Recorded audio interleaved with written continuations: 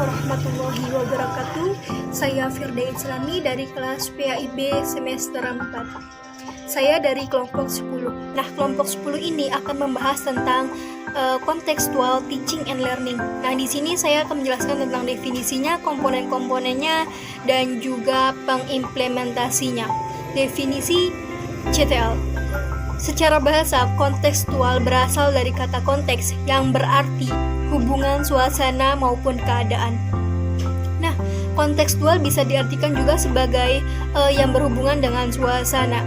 Dengan demikian, kontekstual teaching and learning itu bisa diartikan sebagai pembelajaran yang berhubungan dengan suasana tertentu. Semua makhluk tidak mengetahui apa-apa selain yang diajarkan oleh Allah Subhanahu wa Ta'ala. Namun Allah Subhanahu wa Ta'ala telah menganugerahkan akal pikirannya yang untuk digunakan untuk mengembangkan potensinya yang ada pada dirinya. Dan manusia didorong untuk memaksimalkan akal pikirannya yang digunakan untuk menggali dan mengembangkan potensinya, potensi alam, ilmu pengetahuan alam maupun teknologi. Sebagaimana firman Allah dalam Quran surat Ar-Rahman ayat 33 yang berbunyi, Bismillahirrahmanirrahim. Ya ma'syarul jinni wal insi in istata'tum an tanfudu min aqtaris samawati wal ardi fanfudu la tanfuduna illa bisultan, yang artinya, wahai golongan jin dan manusia, jika kamu sanggup menembus penjuru langit dan bumi, maka tembuslah. Tetapi kamu tidak akan mampu menembusnya kecuali dengan kekuatan dari Allah Subhanahu wa Ta'ala. Dalam rangka menggali dan mengembangkan iptek ini tidak dapat dipisahkan dengan dunia pendidikan. Untuk memproduk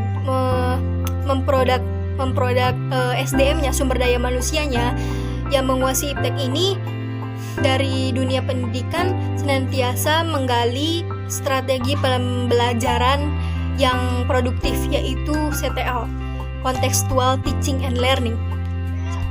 Contextual Teaching and Learning yaitu merupakan konsep belajar di mana guru menghadirkan suasana dunia nyata di dalam kelasnya dan mendorong siswa membuat hubungan antara ilmu pengetahuan dengan kehidupannya, dan mendorong siswa itu untuk menerapkan semua yang berhubungan dengan akademis ke dalam kehidupan sehari-hari. Dan sedikit demi sedikit siswa itu mampu memperoleh pengetahuan tersebut, dan dalam proses mengonstruksi diri sendiri, siswa itu mampu memecahkan masalah dalam kehidupan sehari-harinya. Yang kedua, ada komponen-komponen CTL. Yang pertama, membuat keterkaitan yang bermakna, yaitu menghubungkan antara akademis dengan kesehariannya. Jadi pembelajaran di dalam kelas atau pembelajaran yang disampaikan oleh guru itu dapat diterapkan dalam kesehariannya atau menghubungkan dalam kehidupan kesehariannya. Yang kedua, melakukan pekerjaan yang berarti. Dan yang ketiga, melakukan pembelajaran yang diatur oleh diri sendiri. Di sini dapat dijelaskan bahwa pembelajaran dapat diatur oleh kita sendiri, karena dari situ kita dapat menggali potensi yang ada pada diri kita dan juga menemukan bakat minat yang ada pada diri kita dengan pembelajaran yang diatur oleh diri kita. Tetapi kita juga tidak bisa mengatur itu dengan seenaknya. Kita juga harus konsultasi atau perlu bimbingan dari seorang guru atau pengajar yang ada di sekolah maupun di rumah. Dan yang keempat, bekerja sama. Kita bisa bekerja sama dengan sesama teman, dengan guru, ataupun dengan siapapun. Yang penting kita itu bisa mampu bekerja dalam tim, tidak egois gitu, mampu menerapkan yang namanya kebersamaan Dan yang kelima, ada berpikir kritis dan kreatif. Yang keenam, membantu individu untuk tumbuh dan berkembang.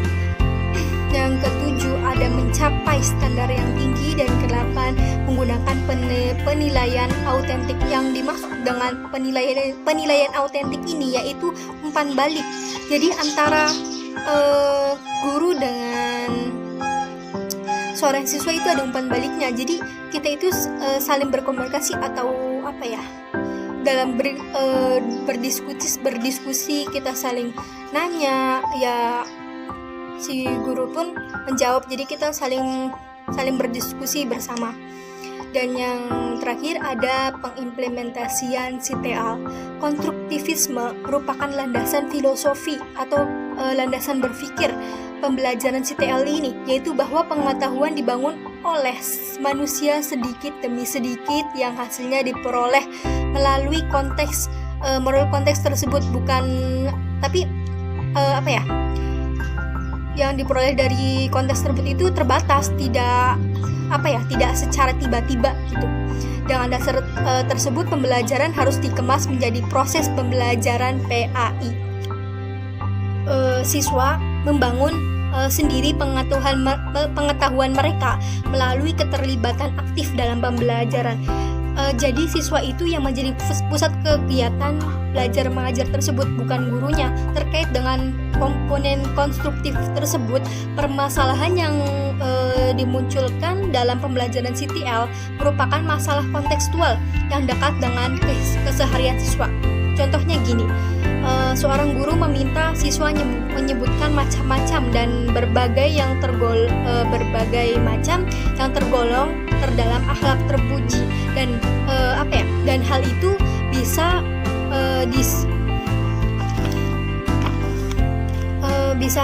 bisa diberi stimulus terdahulu, misalnya dengan menunjukkan sikap tidak menyontek saat ujian, di mana sikap tersebut terkait dengan keseharian peserta didik tersebut. Jadi kita harus menyontohkan yang baik terhadap siswa tersebut agar siswa tersebut dapat menerapkannya dan menerapkan dalam kehidupan sehari itu dengan jujur gitu kan. Dari kebiasaan kita tidak mencontek dalam ujian itu, kita bisa menerapkan yang namanya jujur, tanggung jawab, dan juga ya berusaha gitu. Mungkin cukup sekian yang disampaikan oleh saya, kurang lebihnya saya mohon maaf. Wassalamualaikum warahmatullahi wabarakatuh.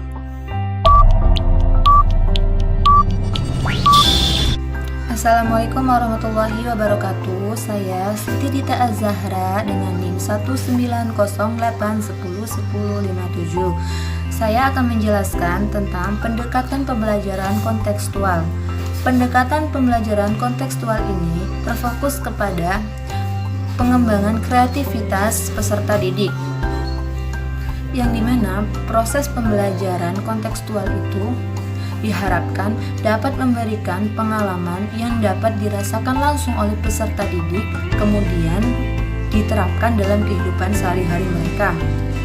Nah, kan kita juga tahu bahwasannya belajar itu akan lebih bermakna jika anak itu mengalami apa yang dipelajarinya. Nah, sedangkan pembelajaran yang berorientasi pada materi itu memang berhasil dalam bidang kompetensi dalam jangka pendek, tetapi itu tuh gagal dalam pencapaian persoalan atau pemecahan persoalan siswa dalam jangka panjangnya. Maksudnya itu kalau pembelajaran yang lebih berorientasi kepada materi itu mungkin hanya berdampak pada jangka pendek. Nah, sedangkan pada jangka panjang itu dengan cara materi atau pembekalan materi itu tidak sampai membekalkan anak-anak dalam jangka panjangnya, atau ketika anak-anak mendapatkan persoalan pada jangka panjang itu tidak bisa dipecahkan oleh materi tersebut karena mungkin sudah lupa gitu kalau tidak diterapkan dalam kehidupan sehari-hari mereka, hanya sekedar materi saja. Nah, untuk itu guru itu perlu yang namanya bagaimana sih konsep yang inovatif gitu, sehingga anak-anak itu bisa memanfaatkan ilmu yang ada, dan bukan hanya memanfaatkan tapi bisa diterapkan juga. Jadi ilmu itu tetap menempel pada diri anak tersebut karena menjadi sebuah kebiasaan atau menjadi sebuah daya ingat gitu, karena apa yang kita lakukan itu bahkan lebih diingat daripada apa yang kita hanya sekedar menulis materi atau segala macam gitu. Nah, di sini kita itu bisa mencoba dengan pendekatan pembelajaran kontekstual, di mana pembelajaran ini mengajarkan kepada seorang guru itu bagaimana sih cara berkomunikasi secara efektif kepada siswa-siswanya gitu, kepada peserta didik itu. Guru itu setidaknya bisa membuat mereka itu nyaman dalam berkomunikasi dengan kita. Di sini itu kita bisa menjadikan suatu metode yang dimana biasanya kan kalau di kelas itu siswa-siswa selalu bertanya-tanya tentang alasan dari sesuatu, arti dari sesuatu, dan hubungan dari apa yang mereka pelajari. Nah, di sini kita bisa memakai bahwasanya kita itu jangan terus-terusan kita yang aktif gitu sebagai seorang guru, tetapi kita mencoba untuk bagaimana sih pendapat siswa itu tentang pertanyaan ini, itu pertanyaan dari temannya. Bisa saja kan siswa itu memiliki pandangan yang berbeda gitu. Nah, setelah kita memberikan suatu kesempatan kepada siswa untuk menjelaskan atau untuk menjawab, baru kita membuka wawasan berpikir beragam siswa itu menjadi satu jawaban yang utuh gitu dari jawaban-jawaban siswa yang sudah tertera yang tadi gitu, sudah mereka paparkan gitu. Jadi kita itu sebagai guru hanya menyimpulkan dan jika memang pendapat mereka itu salah ya kita luruskan gitu. Sehingga dengan cara tersebut mereka dapat mempelajari berbagai konsep dan mampu mengkaitkannya dengan kehidupan nyata mereka. Jadi bisa saja mereka itu memberikan jawaban dari apa yang mereka pernah alami. Kan kita pasti berbeda-beda tentang apa yang pernah kita alami. Mungkin dengan begitu mereka itu akan lebih belajar dan lebih mengulang lagi apa yang telah mereka alami gitu. Jadi dapat kita simpulkan bahwasanya pendekatan pembelajaran kontekstual ini, cara pandang pembelajarannya itu lebih menuntut peran serta aktif dari peserta didik. Jadi yang aktif itu peserta didik. Nah, seorang guru atau pendidik itu hanya sebagai pengantar dan juga sebagai pembimbing mereka gitu, sehingga mereka tidak salah dalam mengembangkan kreativitas mereka. Salah satu ayat yang senada dengan pembelajaran kontekstual adalah Quran Surat Luqman ayat 31 yang berbunyi, A'udzu billahi minasyaitonir rajim. Bismillahirrahmanirrahim. Alam tara annal fulka tajri fil bahri bi ni'matillahi liyuriyakum min ayati inna fi dzalika laayatil likulli sabarin syakur.